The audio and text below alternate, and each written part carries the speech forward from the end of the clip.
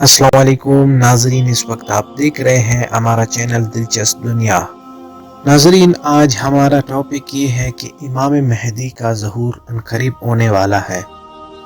आज इसी तनाज़ुर पर वीडियो बना रहा हूँ कि इमाम मेहदी का ज़हूर कब होगा और उनकी निशानियात आपके सामने पेश करूँगा। तो नाजरीन, वीडियो देखने से पहले आप हमारे चैनल को सब्सक्राइब करें और साथ में बेल के बटन को दबाएं ताकि इस तरह के नए आने वाली वीडियो से आप आगाह रहे। तो चलते हैं अपने मौजू की जानिब। मुफ्ती अबू लुबाबा शाह मंसूर हिफ्जुल्लाह ने किताब दज्जालियात में हज़रत दानियल अलैहिस्सलाम के तख्तियों के हवाले से लिखा है कि यहूदियों की एक रियासत कायम होगी और इसके 50 साल बाद इमाम मेहदी का ज़हूर होगा। जाहिर सी बात है कि 1946-47 में इसराइल की बुनियाद डाली तो गई, लेकिन 1973 में जाकर अक़वाम मुत्तहिदा ने मुल्क की हैसियत से तस्लीम किया और इसके झंडे को भी तस्लीम किया। तो हकीकी बुनियाद मुल्क और रियासत की हैसियत 1973 में समझी जाएगी। इस लिहाज से 2023 में 50 साल पूरी होती है। लिहाजा मुमकिन है कि 2024 में इमाम मेहदी का ज़हूर होगा। नीज़ निसाई में जिस गज़वा की निशानदही की गई है, जिसमें इमाम मेहदी की एक जमात खुरासान, अफगानिस्तान व मगरबी पाकिस्तान वगैरह से निकलकर मशरिकी इलाके पर बरसर पैकार हो गए, तो हालिया जो खबरें आ रही हैं इसकी पेश नज़र खेमा साबित हो सकती है। दज्जाल के खुरूज के आसार। काबिल गौर बात तो ये भी है कि कोरोना का ड्रामा भी 2024 में ख़त्म कर दिया जाएगा। इस पर बाकायदा 24 न्यूज़ वालों ने एक लंबी डिबेट की है और मुल्क भारत में हिंदू राष्ट्र का ऑफिशियल ऐलान भी गालिबा इसी साल होगा और इससे एक साल कबल यानी 2023 में तुर्की पर से भी पाबंदी हटा ली जाएगी, जिसका वाज़ेह मतलब है कि तुर्की पर जंग मुसल्लत कर दी जाएगी, जिसके नतीजे में कुस्तुनतुनिया कुफार के कब्जे में जा सकता है। और सऊदी बादशाह की वफात की ये रिवायत रही है कि अमूमन वो 90 साल के आसपास ही फौत होते हैं और इस वक्त मौजूदा बादशाह शाह सलमान की उम्र 86 साल है।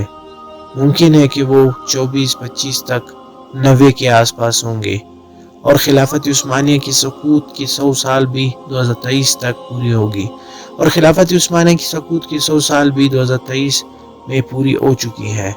नीज़ एक अरब आलिम है, शेख सादिक उल मुगलिसी अल-मरानी, उन्होंने 24 के करीब ही ज़हूर मेहदी की बात कही है।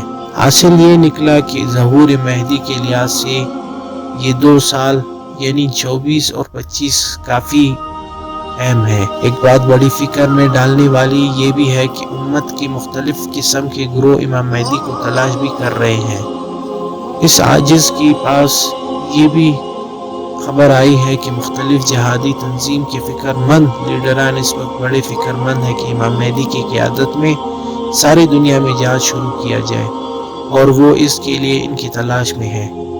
काफ़ी दिन पहले किसी साहब ने बताया था कि पाकिस्तान के पीर जुल्फ़िकार अहमद नक्शबंदी साहब ने हराम में बैठकर कसम खाकर ये बात कही थी कि इमाम मेहदी का ज़हूर 2025 में होगा और वो हर साल इसी तलाश में जाते हैं कि किस तरह इन्हें पहचान सके।